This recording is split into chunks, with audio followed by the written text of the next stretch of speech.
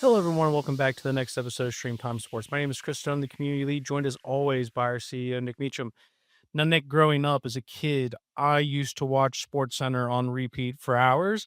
There was Scott Van Pelt, um, Rich Eisen, so many people I remember just growing up just watching hours and hours. It'd be the same episode of just repeated over. And SportsCenter played such a major part of my life. I'm curious, did what was the equivalent in Australia? Was there a sports center of sorts? Because I don't find that there's a great sports center here in the UK. Like, it's just such a unique thing. Was there a sports center for you? So, typically, Australian TV was pretty immature in comparison. So I remember when I was going to say in my early 20s, but it might have been before then, they Fox Sports launched. Fox Sports Australia was part of Foxtel as a pay TV. It's when pay TV came to Australia.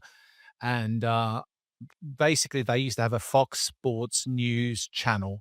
And we used to watch that pretty much back to back. Me and my flatmates, basically, particularly if we were feeling a little worse for where we just keep it on, just watch highlights, and we're like, "Didn't we already see these highlights before?" And I just keep watching it again and again.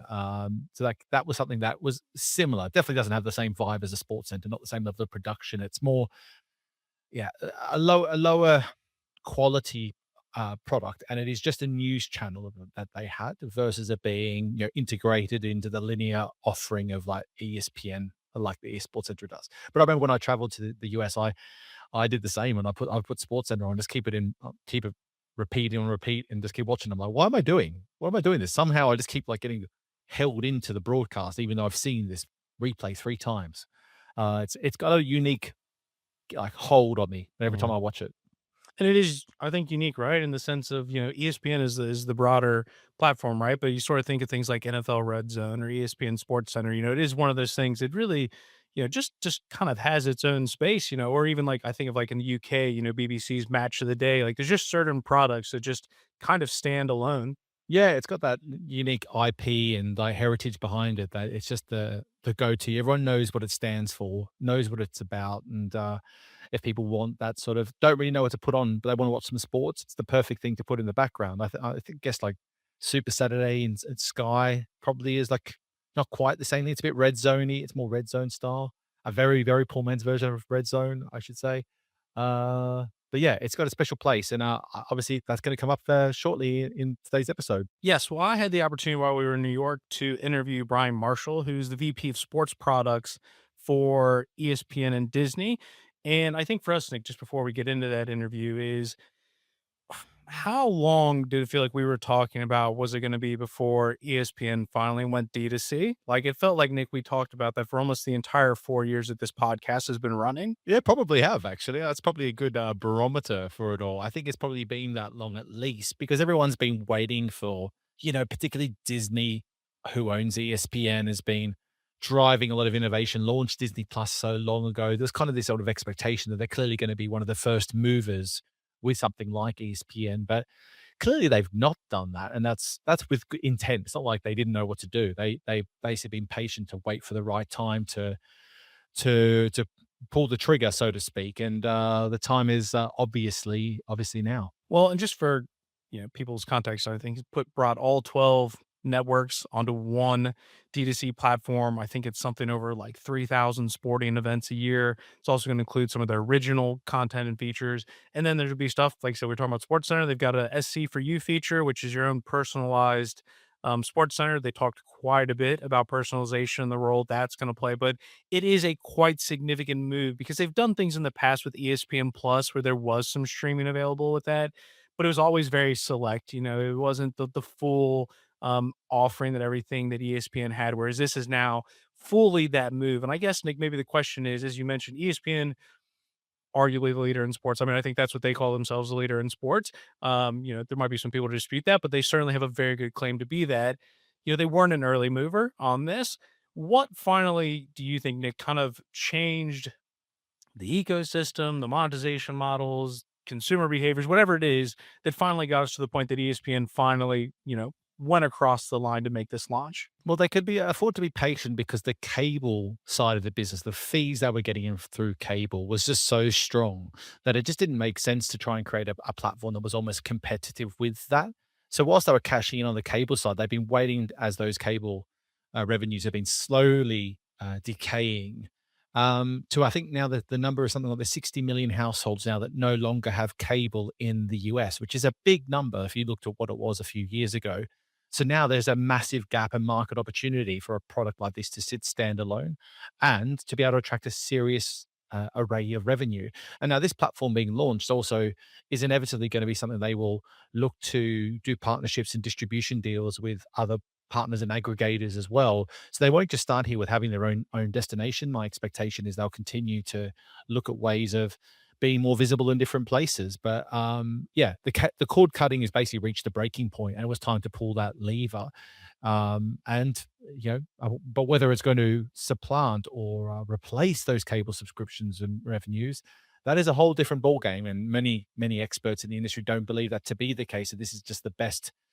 Um, they're going to make the best of the situation for what it is now, rather than think it's going to offset cable revenues and then explode past what they used to be. Well, now that they have done it, although they weren't an early mover, ESPN doing this does signal something for the rest of the industry. Now, like you said, there's going to still be people that question how successful it can be or whatever it might be in the future. But now that they've made that move, that is not insignificant. It will have ripples, waves, things like that.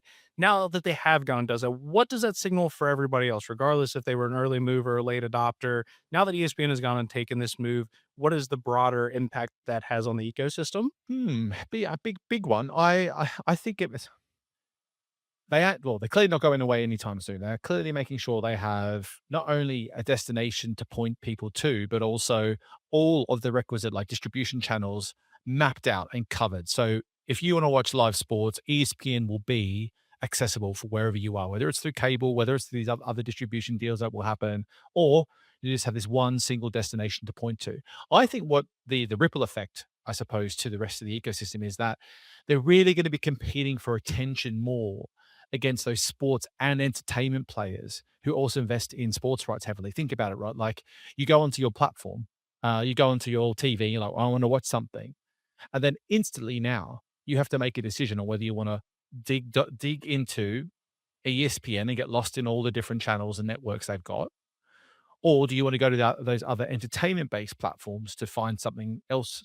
Like, if you're a sports enthusiast, you almost always gonna go to ESPN first, I think. And so therefore, they're just gonna be creating, I think, even more competitive tension with the breadth they have available with your Peacocks and your HBOs and even your Netflixes and the like, for those particularly those sports fans out there that know they wanna watch sports more often than not, when they're sitting on their couch on a Monday night. So I just think it creates even more competitive tension for the market, given it's such a hub of sports content that is basically unprecedented in the market. And I think that that's the last bit of it as well is how this is going to impact, its partnerships that it has with people and then how it goes about its actual content distribution strategy. Because like you said, you have the NBC Peacock that has all of its entertainment features. You think HBO Max and potentially that bringing in Paramount into that as well, and the entertainment that's going to be on top of the sports layer it has.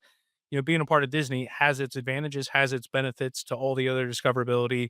People within your household that might be using the platform, sort of how they do leverage that. Because at the moment, you'd either have to go into Disney to get the entertainment side of things, or you go to ESPN for the sports side of things. Having those, banding those, digital ecosystems together to connect that, to keep everybody within your space. I mean, I think we've seen a little bit, we've talked about Sky's really good at that, the UK being like that aggregator where you always start the journey in Sky. You might end up on TNT, which is now, I believe, HBO Max in the UK as of today or yesterday, but they want you to start it through there. You might even go to Netflix, but you're going to start it through Sky. It's similar, maybe that's kind of the idea, having ESPN, Disney, just be that place where you begin the journey. Well, I'm not sure how they're going to manage all that because they are such different environments. Although Disney Plus has become much more of a full 360 kind of entertainment experience, even though most people synonymize Disney with family related titles. They're definitely not that anymore. I'm intrigued to see how they manage that, how the journey from Disney Plus into the ESPN ecosystem exists and how they'll separate them out. But it's clear that the bundle approach will be an important lever for them to pull, is to trying to bring on Disney members into bundling their subscription with ESPN and even Hulu as well. Obviously, with Disney and Hulu now connected with Fubo. There's a lot going on there to be on offer. So how they manage that is critical because we also obviously see whenever there's a lot of friction involved, subscribers are difficult to acquire, let alone to retain. But look, I think it's just another lever for them, basically ESPN, to maximize the value of the content they're investing into. They did some pretty bold bets with media rights a while back. They also did some fascinating moves with ESPN Plus, which I never really understood, and now ESPN Plus will not exist anymore.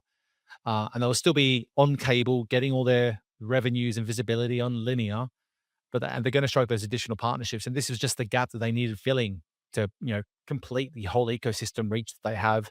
Now tapping into an audience set that doesn't even have access to them at the scale they needed with those 60 million households I mentioned. So they just look, they're going to grow a lot. Again, is it enough revenue to justify the losses they're making cable? That's the bit everyone's holding their, crossing their fingers and toes for, because if it is, that means there's the future of the industry is strong. But if it isn't, then again, you're going to have a lot of pain across the industry, not necessarily from ESPN side, but from others trying to work out how they replace all those revenues that they're losing because of the cable depreciation. Now, to paint the picture, the conversation with Brian, very often, Nick, when we speak about ESPN, we are talking about what's the monetization strategy going to be for D2C? What rights are they going to invest in? And there's a reason we talk about that, right? There's lots of zeros and lots of commas in those. But what Brian and I talk about is very much on the product side, and basically the idea of once you've invested this much money in those rights, how do you return ROI on that? How do you make sure that people are staying in your platform? How do you drive stickiness? How do you potentially drive advertisement because you've got, personalization on that? We very much talk about the experience within that, and we talk about how do you even begin on a whiteboard to design what the new ESPN platform is? What are the questions that you ask? Things such as, what things have to be ready for the launch? What things do you park for later on in the roadmap? How do you balance out making sure that first and foremost, as a streaming service, the quality is above everything else? Because there's nothing worse than streaming. And we've seen examples of this. DAZN being most famous, where they put things on streaming and it didn't work. How do you ensure quality but still deliver experience? How do you balance out, sometimes less is more, Nick? You don't want to give everybody every feature in the world because some people just want to lean back and do that. So it's really more talking about how to make sure the platform operates at the highest level possible. And then also talking about the integration of Disney and the wider family is a part of that conversation as well. How do you get those data points synced up to keep people in there? They've even talked about things, they're introducing verts, which is, I guess, is their equivalent of YouTube Shorts or TikTok. Again, with this idea of continuing to have an algorithm that will feed you based on your favorite athletes, favorite teams to keep you on the platform. They kept talking about try to behave as the consumer behaves. One of the things that was really clear from him is we're not trying to change consumer behavior. That's where they often find failures, when you try to get people to do something that they're not used to doing. So how can we introduce features that meet them where they do things to enrich that experience? So I enjoyed the conversation. Like I said, we talked about SportsCenter For You. I've said for years, if someone can create a custom highlight of my fantasy players, take my money. So I think they're getting there with the SE For You feature. But I think ultimately, just to paint the picture, the conversation with Brian is very much around the platform, the experience, because ultimately, while we talk about rights deals a lot, how you then, get ROI on those is actually on that second end of things. And I think that's probably the important part that maybe doesn't always get talked about as much. And that's really where Brian and I focus on. The only thing the next question I've got is a simple one: is will they have it available globally? I would love to get that access, but we all know the rights are going to be a problem there, of course. Yeah, well, we did talk about that. He says he does think about international, but he goes in a little more detail about it. So we might have to wait a little bit more for that, Nick. But please do stick around for the conversation I had with Brian. Was very enlightening, particularly for those that kind of want to understand the platform side of things as well. So thank you for joining us, and please do enjoy that interview with myself and Brian. Like I said, I won't shamelessly plug my own podcast too many more times, but a story that we have spoken about, Nick and I, on StreamTime many times, is when ESPN would finally go D2C. And we have finally reached that stage. Very exciting. All 12 networks onto a single platform. My understanding from the numbers is 47,000 live events. Also includes all the original content as well as other new features. So I think just to kick things off, my production team, Indigo, is just going to run a real quick sizzle reel for us.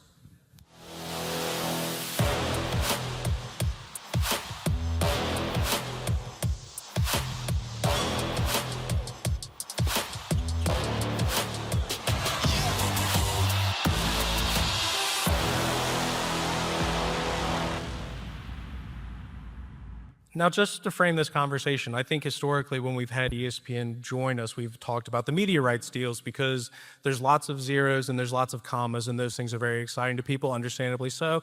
One thing we probably haven't spent as much time talking about is the actual product. And I think that's going to be a really exciting conversation around this because it is going to give us a different angle to the ESPN Disney world that we don't necessarily cover on our side. So, Brian, I think just to start off with this, I imagine this is not a decision that was just made on a whim. It's something that took lots of time and effort.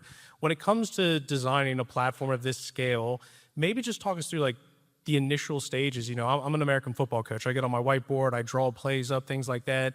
When it comes to building a platform of this scale and everything that's in there, what are the initial steps and conversations that you guys are having? Yeah, great. It's a fun question. Most people we kind of talk about the end of the journey, which we will get to as well, and don't spend as much time at the beginning. So, one of the things when you're a product manager that you have to keep in mind is the first thing when you hear the announcement, okay, we're going to launch ESPN direct to consumer, is you have to understand the constraints that you have to work with. And in product, there's a really kind of just simple framework a lot of people use. You can either fix the scope of the features that you want to add, the time that you're going to launch it, or the resources that you have available. And in sports, it's almost always the date that you're going to launch something, and that date is almost always August. So when you go and we put this together, we go into we'll use the word whiteboard, but pull up a document, and the first thing you do is you start to list out all of the user needs and the core user journeys that you need to be able to build to satisfy these things. So you start with, as a user, I need to be able to watch Monday Night Football so I can see the Jets lose again. Okay. And so we go and we'll list out, okay, what are the capabilities that we need to do that? We'll go through the user needs. We'll go through, needs from our advertising partners. As an advertiser, I need to be able to do this. As a content creator at ESPN, I need to be able to do this. We then, because we have a fixed date, say, okay, what are the really P0 requirements that we need to do in order to hit this? And we then just, we start to design what those things look like and really just then sequence what are the must-haves in order to get this out. And then we try to quickly iterate along the way based on user feedback. And in terms of those must-haves, you're thinking about this. This needs to be a consumer product-led platform. What were some of the core things that maybe I think of them as anchor points? They were the kind of things you have conversations over weeks, months that you always came back to. Sort of those were the kind of the core tenets of what we wanted to build with the platform. Yeah, I think when you think about great products, the first thing is they don't try to force user behavior.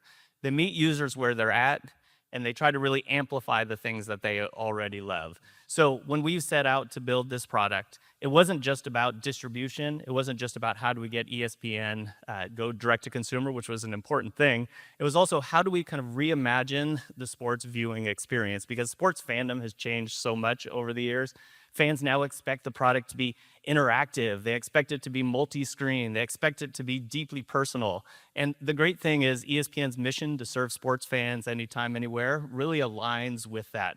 So we really then said, okay, what are these great opportunities then in order to build a platform that meets user needs? And the good thing is we already had all these ingredients in-house. The ESPN app, if you love scores, news, insights, etc., is already number one in the space. We have the best fantasy platform and number one fantasy game. We're the number one media brand on social. We have a great partnership with DraftKings, if you like to do sports betting. So we really looked at how do we take these things that fans already love and pair it alongside our best-in-class programming. And that's really kind of how we thought about going about the product. And again, not trying to change fans' behavior, but meet them where they're at and really amplify the things they're already doing. I really love that point, and this will be the first time I go off piece talking about meeting fans where they're at, because I think one of the things where I've seen people struggle is they try to get fans to do things that they don't naturally do. And I think, Nick and I have spoken about this. Like, there's just sometimes this idea that, using the Field of Dreams, great movie, if you build it, they will come. And I think there's this misconception. If you build a product, people will just naturally come to it, regardless of what that experience is. So were there necessarily any data points or anything when you're talking about meeting the users where they were that influenced some of those decisions? Yeah, so the good news is, right, we've had all these products out in market for a really long time, so we understand the types of things they were trying to do. We already had, ESPN Plus in market, as a data point as well. So we were able to see okay, fans, here's how they were consuming our ESPN Plus content. And we get user feedback from them all the time that we're doing. If there's one thing that you all know, sports fans will tell you what they're thinking, and for better or worse. But we take in all that feedback all the time, and so whether it was just having our products in market for a long time, or whether it was that we were already had a lot of experience with ESPN Plus, those were really great data points that we were able to use and apply to our launch of ESPN Unlimited. Yeah, and I think again, I'll go off piece, but I'm sure you'll be prepared to answer this. There are multiple different platforms even within ESPN. I remember I was one of the original ESPN Plus subscribers way back in the day because I wanted, NFL Combine, NFL Draft stuff that sat behind that paywall. As you're thinking about developing this, just how that tied into some, or maybe what were things you learned from previous ESPN products that you applied into this new one? Yeah, I think that the very first thing is, how do you make it a frictionless experience for fans as much as possible? How do you make sure that you're getting fans the content that they need front and center? So whether it is first, and maybe we'll get into personalization at some point, it is, okay, you're from Cincinnati, you're a Bengals fan, we have the Bengals on Monday Night Football. How do we bring that to you front and center? If you don't have access to ESPN, how do we make it easy for you to get through our commerce flows in order to buy it? Or if you're one of our valued MVPD or VMVPD customers, how do we make sure to authenticate you along the way? So it's really trying to figure out what are the frictionless ways to get you the content that you're looking for. Yeah. And I'm not standing up to intimidate you. I just can't see my timer. And I just want to make sure that I keep track of everything so that I can drive the ship. Again, Pat mentioned when he was moderating, I will try to integrate questions in. So if at any point, I'm sure my production team will pull up the QR code, feel free to add questions. I will try to layer those in as we go through the conversation. So please feel free to do that. You did touch on something, though, that is a part of what I want to talk about, which is personalization. So I've been shouting this. I've been at Sports Pro for nearly 7 years. The one thing that I've essentially, I guess, initially requested, but then started to demand as an expectation is if you want to take my money as a sports fan, this is what you can do. Build me a highlight package that is personalized where I can upload my fantasy sports teams, and then the next morning I get a highlight package of my fantasy sports teams. That's what I want. I want a personalized highlight. Like, I will pay for a subscription to do that. So that's my challenge to everybody out there. Hold on, let me write that down. Yeah. Quick. But you guys are taking a first step for that. One of the things with the new platform is the SC for You, taking what, I think if most people think of ESPN, SportsCenter is probably one of the first things that comes out of their mouth in terms of things that they think about the ESPN. So maybe just talk a little bit about what the SC for You feature is. And then as the follow-up question to that, what is the role that personalization is going to play with this new experience? Yeah, great. And I know you asked him that way. I'm going to flip them around a little bit because personalization really leads into SportsCenter for You as the way we think about it. So first, personalization for us is not optional. It's not a nice to have. For us at the scale that we operate, it is something that is foundational for everything we do. And the reason is, everybody fans differently. There's no two people who experience sports the same way. As you said, you're really interested in fantasy and the way that sports applies to your fantasy team. Maybe I've bet on a game, and so I want to learn something else. You have your favorite teams and players. I have my favorite teams and players. Maybe I like to follow social. You like to go deep into stats. So it's critical that the only way we can meet all those needs is through personalization. So as you talked about SportsCenter for You, one of the things that we really went to go tackle was, how do we think about this incredible IP in this show that we have and think about it through a digital first lens? So what's incredible about SportsCenter is every day the team creates an amazing show that reaches millions of people. We tried to take that idea and flip it on its head a little bit. In digital, what if instead you created millions of shows, each personalized to the individual fan? This was a really hard problem to solve because first it meant we had to greatly expand the content pool that we had. We had to be able to pull out what the storylines were of every video. We had to assemble them into a script.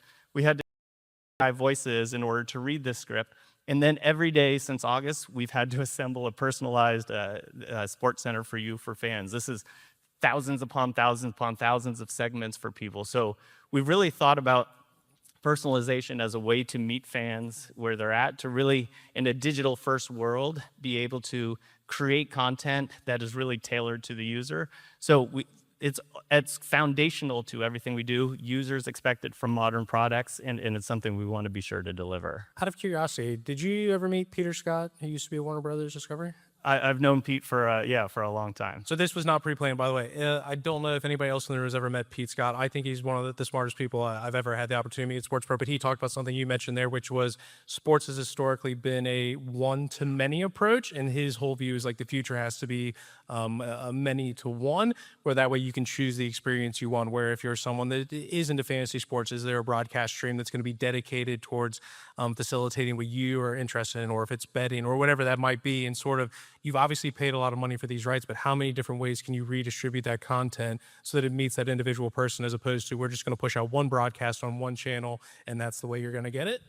Yeah, that's absolutely right. And I mean, we first and foremost want to bring that content and that game to the user, and that's the most important thing. And being able to do that quickly and reliably and with high performance is always front and center. The second thing then we try to do, to your point, is what are the ways that that this fan might want to also experience that game? What are the deeper forms of engagement? You know, we've been doing it a little bit from the broadcast side, right? With whether it's the Manning cast, you know, whether it's Sue and Diana doing the women's tournament. It's really now going to be about how do we bring these also tailored experiences into the app. You know, is something we're really focused on. Now, coming back, we talked about, how did you make the game plan for getting this launched? What were some of the conversations around these are the things that need to be prepared for day one when we launch versus what are things that we can potentially prioritize later down the roadmap? Because I'm sure when you launch it, the priority is that it must absolutely work, but you still want it to be an excellent experience. Were there conversations around these are the things that need to be there ready for day one versus things that we might prioritize later down the road just to make sure we get that initial good momentum? Yeah, so I'd say the very first thing, as we touched on, was and continues to be personalization. That is always first and foremost the sort of thing that we do. And in addition to launching ESPN Direct to Consumer, we also launched a new section in our app called Verts, which is an immersive video experience that we really wanted to use as our playground and opportunity to really lean into personalization and find new ways of interactivity there. It's where SportsCenter For You is housed. And we've been able to see a 65% increase in short form video. So we didn't just lift and shift people from one spot to another. We were able to drive additional engagement by creating this personalized experience. And so the very first thing that we had to have was personalization. The second thing we wanted to have was how can we make sure that a fan who is watching the game can get deeper stats and information. So we did it in two ways. One, whether on your connected TV device, you can go look at stats and be able to see who's in the game. But also we wanted to, and one of the really cool pieces of innovation that we have is your phone can sync to the game that you're watching through a product that we have called StreamCenter. So it also knows how to sync to the timestamp. So the ESPN app is not spoiling any of the moments that you're at. So you can still watch the game. You can get a great companion experience on your phone as well, all in a way that's tied together so that you're not seeing something happen on your phone before it happens in the stream. Yeah, that's definitely a major one because I think latency is always a conversation where it's like, do you get a text message from your friend before something happens? I think the example that's always used, although I don't think I've ever experienced, is, you're living in an apartment, the person next to you is watching, one of you's watching on linear, one of you watching on streaming, and then it, so it ruins the surprise. In terms of accessibility, at the moment, I'm based in London, so what are sort of maybe some of the thoughts around how that expands potentially globally in terms of what the product could be for people that are sports fans, whether they're expats like myself or just really interested in American sports? Is there a plan in place for potential international?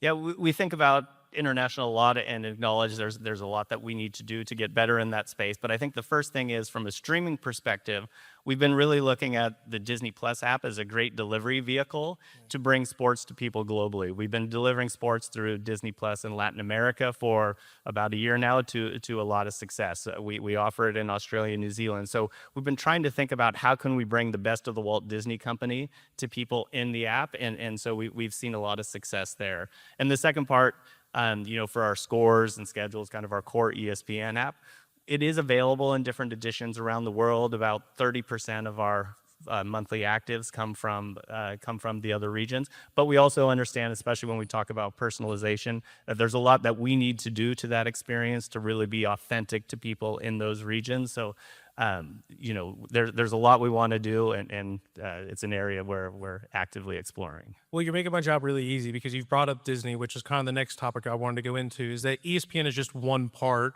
of the larger Disney company. So when you think about this new product that's being launched via ESPN, how does that then sink in? Because I imagine most people that subscribe, they likely have kids, so they're really going to be active on, Disney Plus, watching all the shows and movies there. So what are maybe the conversations like for you sitting at ESPN, but then you're also conscious that your product is just one of several products that sits within the Disney ecosystem?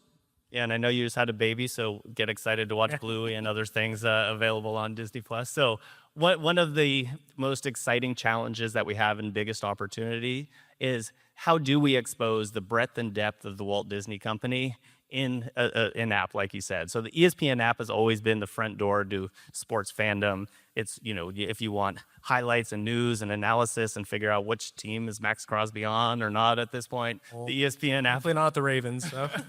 The ESPN app is a great place for that. When we launched direct to consumer, we did bring ESPN into the Disney Plus app as well, which was good in a couple places. One, it was good for the ESPN business to be able to reach the fans in Disney Plus, but much more importantly, it was great for the fans and really continued to show value in the Disney bundle, and they can be able to watch all of that content in one place, which we think is really important. And personalization, again, what was the key to doing that? We really focused on creating a new algorithm that allows people to experience sports alongside Hulu, alongside the Disney Plus content, and bring that all together for fans. Now, again, as we went and had to prioritize the work and the features, as you called out, right now the experience in sports and in Disney Plus is much more of a lean back experience. It's much more of, hey, this is on ESPN, Monday Night Football's on, I want to be able to watch it. Now that we've been able to get that out the door, we're starting to explore what are the interactive elements that we brought in as part of ESPN that makes sense to bring over to Disney Plus. They're different use cases. They're different things people are trying to do, and we're trying to find what that right form of interactivity is now to bring over. Well, that leads us nicely. There's a question at the top here that kind of touches on something that I wanted to talk about next. So I'll go ahead and bring it up. I usually try to bring people that are brave enough to put their name to give them the first shot at the question. But there is a good question from Anonymous because it aligns with something I wanted to ask, which is, what are your thoughts on the potential for over-engineering the user experience and negatively impacting the content as a result? And I'll piggyback that off the way I was going to phrase the question, which is live sports is incredibly high pressure.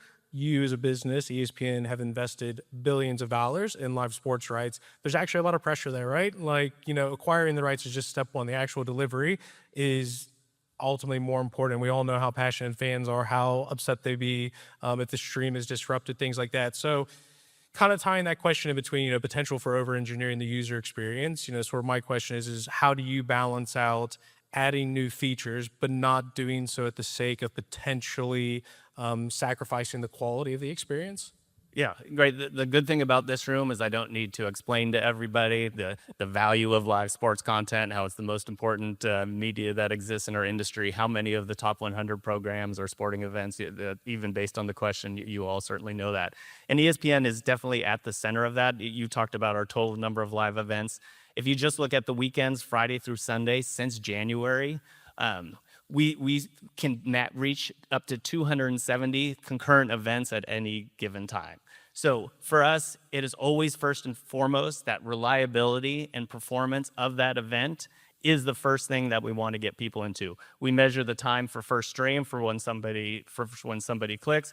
We measure any error rates. We look at all of that first. From there, that's when then we think about, okay, you're in the stream, you're in the event. What are the additional features that we can build? Because none of those other things matter if you're not being delivered the game and that you were first there to see. So we think about, as we talked about from the beginning, not trying to force user behavior and meeting fans where they're at.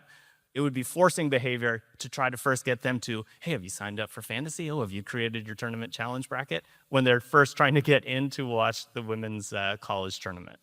And just one last thing on personalization. We've obviously, hopefully, if everybody's gotten it, personalization is a big deal. talking about the multiple different platforms that all exist within the broader Disney scope, can you actually just talk through how difficult it is syncing up all of those data points? Because I think everyone always talks about data, data, data, always wanting more data. But like, do you actually ever find something like there's too many data points, or how do you in the team? And I get there might be other people in the team that specifically do that, and you might be more focused on the architecture of collecting that data. Like, could you just kind of talk through the challenge of like how do you get to the point that personalization is an additional value to the experience? Yeah, I think there's certainly, analysis paralysis by analysis, whatever would the order of those words go in. That can certainly happen. I think there's a couple things that make working in technology difficult with streaming is that number one, there's so many types of connected TV devices in the space, from a cheap, not in a bad way, Vizio TV that you can get, all the way to an Apple TV product. And all of those have different capabilities for what they're able to deliver. So we really do also have to slice and dice all of the data based on the platform that we're at. And then to your point, we try to always have a couple North Star metrics that other things ladder up to. Obviously, when it comes to direct to consumer, one of those is subscribers. But we also really try to look at what are the watch hours that somebody has and try to look at growing that as a sign of, being able to retain the users. So yes, there's a lot of data points that you can really dig into, but we try to pick a couple North Star metrics.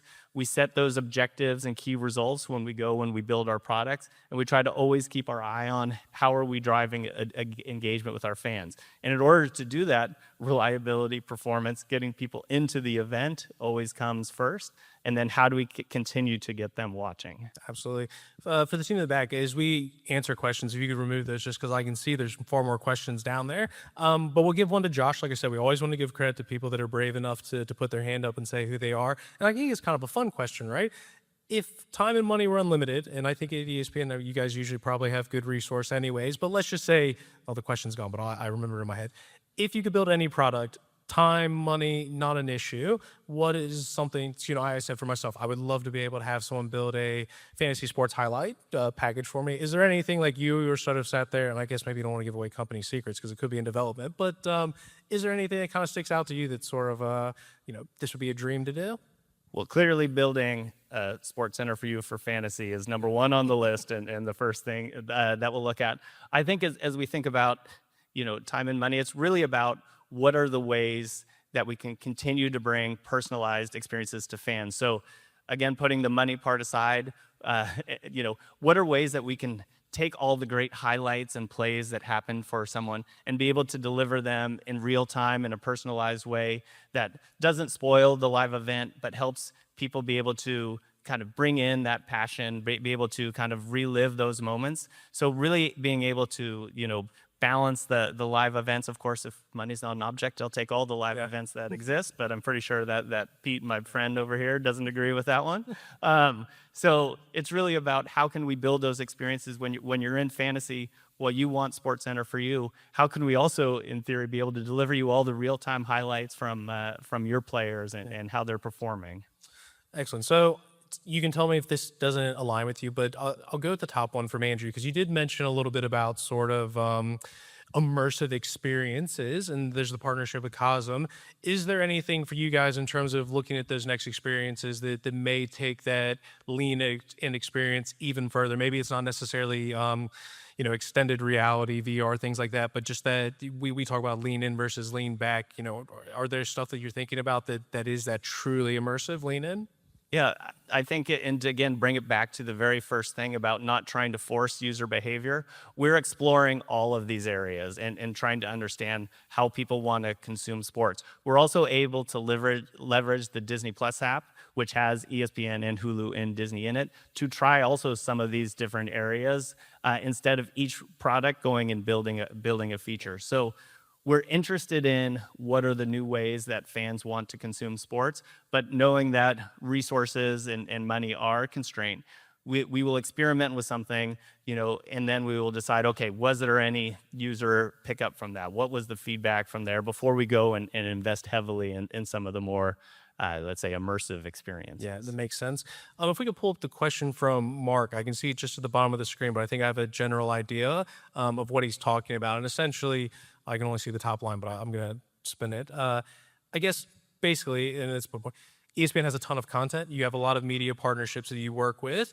I guess discoverability is a challenge. So there'll be some people like, I'm a Cincinnati Bengals fan. It's gonna be really easy to serve me NFL content. But when you have that much content, how do you make sure that the right stuff is getting discovered by people to basically, I think the term we refer to as stickiness, that they're staying in the platform? Discoverability, how do you guys approach that? Yeah, there's a couple things that we try to do. First, through personalization, we also take inputs from our amazing content team, where they will also go and score all of the events that we have and say, oh, this one is of particular interest for any particular, for any reason. So it's not just full machine learning. One of the other inputs we have is our great content team. And then from there, one of the ways we solve things is we don't always have the Bengals available all the time, but They're not always worth watching, to be fair. your offense is, we'll see. Yeah, true, yeah. Turn it off when your defense comes on. We do then see, okay, based on some articles that you've read, based on some of the other things that you've consumed, here's what we think is important for you.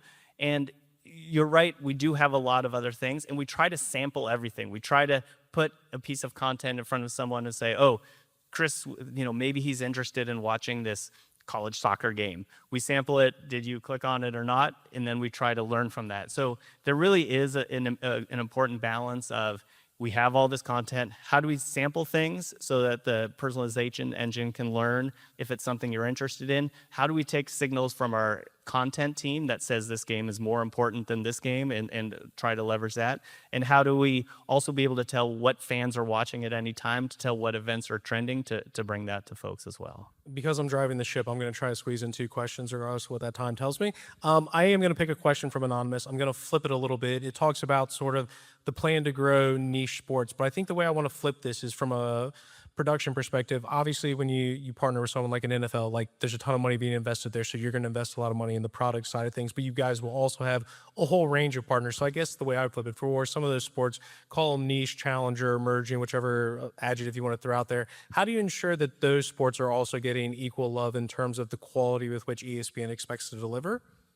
Yeah, and I think that's a really important question. And I think we try to look at how can we scale the experiences that we've built across these things. So let's say, for example, just using the soccer experience. We have a soccer game cast that we're able to, as long as then we get data from the provider the way we want, that can scale across all of these other sports. So we work with our programming team when they go and look at signing new deals to say, like, okay, what are the ways that the ESPN app can support that? What are the ways the content team can support that? And and think about how deep of experiences we want to build. We want to make sure the streaming is great for everything. We want to make sure discovery in the ESPN app is great for everything. Maybe it doesn't get a fantasy game until it reaches some level of engagement, but we do try to make sure that there's at least a base level of support for all the content. And then the last question I'll pull from Alex Baker, because it's similar to the question that I was going to wrap things up with you on, is, we now have the present, where we've got the new product. What can you tell us potentially about things we can expect as next steps? Yeah, so one of the fun things about working in technology is it can really amplify creativity, and that's what we're most excited about. How can we really take things that are available now to our content creators within ESPN and help enable that? We're still in the very early innings, so we're still just getting data of which of these experiences are people looking for. So we want to continue to evolve that for the next generation of fans who, again, expect their experiences to be interactive. They expect them to be deeply personal. They expect them to be multi-screen, but we also want to make sure we're serving our loyal diehards who have experienced ESPN in one way. And we also want to make sure we're the front door for sports fans all the time. It's why we've built things like Where to Watch. Regardless of whether an event is on our air, we know that it's hard for fans to figure out how to find things. So we want to be there for fans, when it comes to that. So why we brought MLB TV into the app, so that baseball fans know that they can come to ESPN. It's why our reporters are breaking more news in the ESPN app than they have. We really want to be that front door for sports fans, and really, again, we don't want to try to force user behavior, but we want to meet fans where they're at and really amplify the things that they love. Awesome. Well, Brian, I really appreciate you taking the time to talk to us about the new ESPN product. Hopefully you guys all learned something. Smash the subscribe button. Make sure to subscribe to the podcast. Yeah, thank you. Appreciate it. Have a great rest of the day, everybody.